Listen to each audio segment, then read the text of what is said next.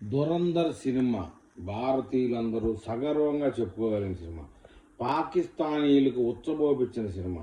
కానీ భారతదేశంలోనే మన దురంధర్ హీరోకి సపోర్ట్ లేదు. సొంతంగా ఆయన ఇంట్లోనే ఆయన భార్య దీపికా పదుకొనే సపోర్ట్ లేదు. కనీసం సోషల్ మీడియాలో దురంధర్ సినిమా బాగుంది అనేటువంటి ఒక చిన్న సంకేతం వచ్చే విధంగా కూడా మెసేజ్ లేదు.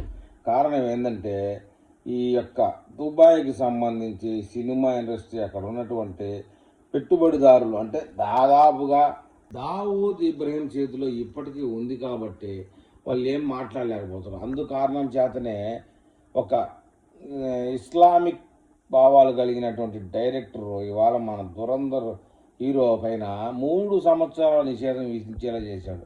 అంటే బాలీవుడ్ అంటే హిందీ సినిమా సందర్భంలో అతనికి 3 ఏళ్ళు వేసాడంటే అది దురంధర్ సినిమాలో హిట్ సంపాదించి ఒక ముస్లింల మీద వ్యతిరేకమైనటువంటి భావజాలాన్ని కనబరిచినందుకు మన దురంధర్ 1 దురంధర్ 2 సినిమాలో యాక్ట్ చేసినటువంటి హీరోకి పనిష్మెంట్ అనమాట. అంటే భారతీయులుగా మనం అతనికి ఇచ్చినటువంటి మెప్పు. అదే పాకిస్తాన్లో అయితే ఇతని దెబ్బకు ఉచ్చబోసుకుంటున్నారు అనే విషయం చెప్పక తప్పదు. మరి మన భారతీయులు పాకిస్తానీలు చెడ్డవారా, మన భారతీయులు చెడ్డవారా? మీ అభిప్రాయాన్ని కామెంట్ రూపంలో చెప్పండి.